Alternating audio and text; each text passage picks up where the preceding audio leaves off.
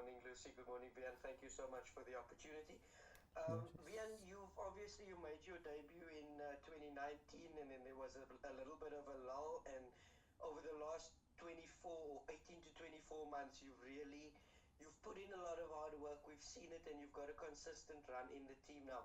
Could you talk about what it was that you needed to work on, especially in terms of your Red Bull game, to ensure that you're getting more opportunities at this level?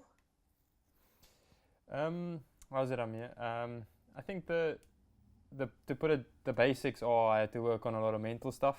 I found when I started at international cricket, I was really young and naive and didn't really understand quite what I'm getting myself into really, and I couldn't really deal with the pressures. I'd say it was obviously a couple of technical things that I had to change. Mark Boucher was a big part in my development in terms of understanding my technique, what's required of me in the team environment, and I had to go back to domestic cricket and cricket in England to try and get better and try and understand a bit better what's my way of going about things. And the last 2 seasons with Russell Domingo as head coach at the Lions um, has clarified a lot of my doubts and a lot of the things that I felt I had to iron out of my game. He kind of guided me on that process with Hashim Amla and Alan Donald really well to kind of find my blueprint in a way. I'm 26. I'm still learning a lot about my game. So to say I understand it fully is will be a blatant lie. But I think the basics about it is I've had to understand where my off stump is, where my feet need to be, where my body needs to be, in order to access more areas. And I'm still learning about the angles of bowling, but being able to free up my hip big time has given me a little bit more zip off the pitch. I think in the West Indies, in the last test, I bowled a little bit quicker in spells, and that's given me opportunities to take wickets more frequently, and that really comes down to putting in the work to try and understand what I need to do to find a way to contribute a bit more. Thanks, Amir. Thanks, and if I can I maybe just follow up on that, Lucy? Yeah, of course, go ahead. Yeah, and then you spoke there about Mark Boucher, him understanding what you needed to do. You spoke about Russell Domingo, and then obviously Coach Shooks now. If you could speak about from a mental point of view for you, how important it was to have the backing from these individuals and know that even though you're not completely familiar with your game, they're still giving you that opportunity to learn and to grow. To be honest with you, I don't think anyone is really always completely familiar with their game. I think we're all learning, and that's what makes cricket so unique in many ways. Is that there's always a ball with your name on. There's always a batter that kind of dominates you with the ball. So to say anyone kind of understands the game fully, I think that's often a lie.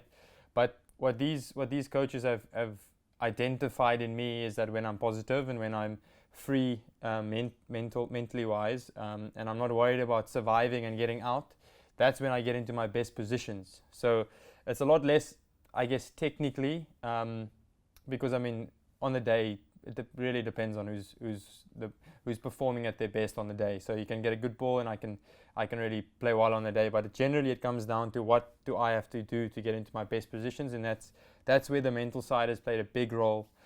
For me, working with Shane Watson at San Francisco Unicorns was a big learning curve for me in terms of what goes on in between the ears and what I need to put in my head in the right time to be at my best. Like I say, I'm learning a lot about my game consistently, but I understand a little bit more that when I'm positive and I'm looking to score and I'm in that frame of mind, that's when I give myself the best chance to be in my best positions to actually bat for long periods of time. Great stuff. Thank you so much, Wiaan. Sure, man. Thanks, Amir. Johan?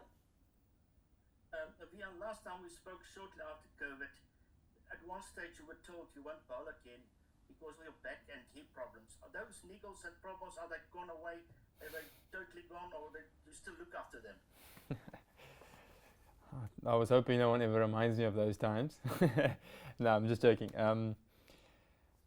I think it will be something that's there for the rest of my life, to be honest. I mean, I was 22 at the time, or 20, I can't even exactly remember my age when they told me I've got a good chance to never bowl again.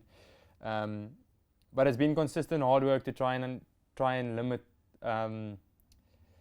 exercises, limit things that could hurt my hips, because I got cams on both sides and labrum tears and all that stuff.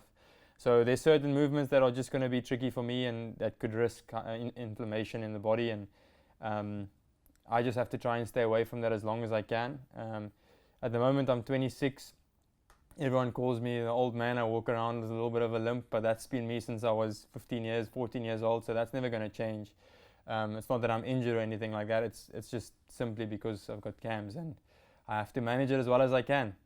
Thus far, there's days when it's inflamed and there's days when my back is sore and but there's nobody that goes through a 4-day game without a bit of pain. So it's just something I'm going to manage as long as I can. But I think in the future I need to be a little bit smarter in how much cricket I play, especially when I get over 30. I think you hear the guys who are older than 30, they're always complaining about recovery takes a bit longer and all that type of stuff. So I think I'll just have to keep progressing and getting smarter and I think take breaks to put in proper conditioning and stay strong. But this far things are okay and hopefully they stay this way. Thanks, Johan. Oberking? Thanks, Lucy. Hi again. Hi, Oberking. In the first match, we saw the pitch taking turn immediately. Yeah. But there was also a bit of assistance for yourself and KG. Yeah. What is it that you expect heading into the second encounter and the surface there? Coming to Bangladesh, I think you generally expect the ball to spin. I think a lot of our conversations has been around playing spin and getting better at playing spin over the last couple of months and going forward with the tour to India and Pakistan and all that stuff coming up.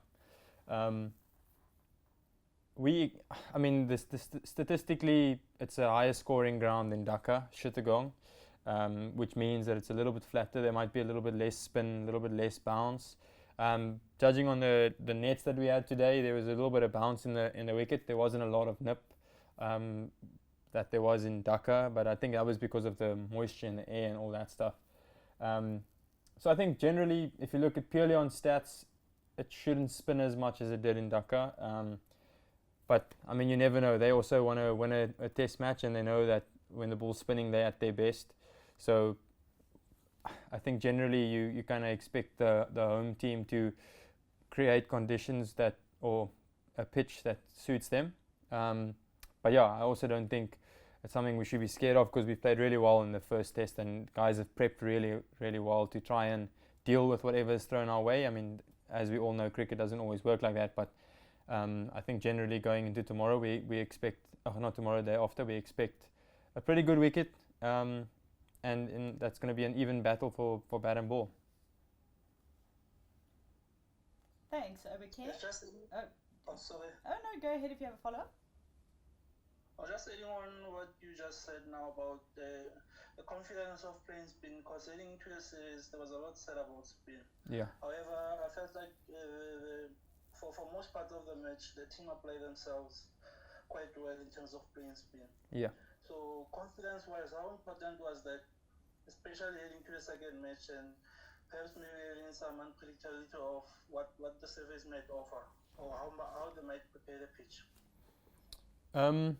Well, I think confidence from the first test, winning a test in the subcontinent for the first time in 10 years, I think something like that.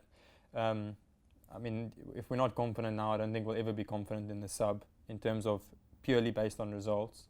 I think in the past, me in particular and a lot of our batters coming from South Africa where the ball doesn't spin a lot, your ego doesn't really deal well with the ball spinning past the bat. But if a seamer bowls a beautiful ball and it goes past the outside edge of your bat, you kind of feel like, okay, it's just a good ball, you face the next ball.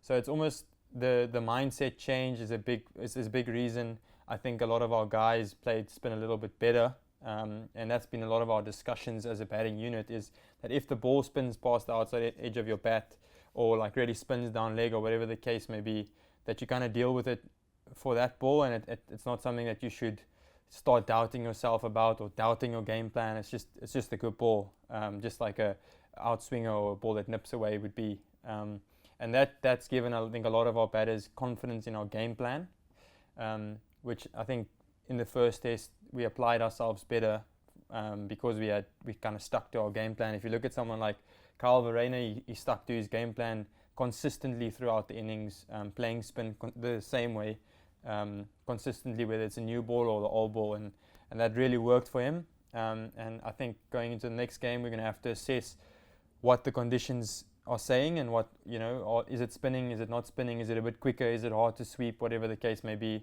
and really try and apply ourselves again. But that's, in cricket you have to keep adjusting based on the conditions, and the people who adjust the best for the longest periods of time generally come out on top.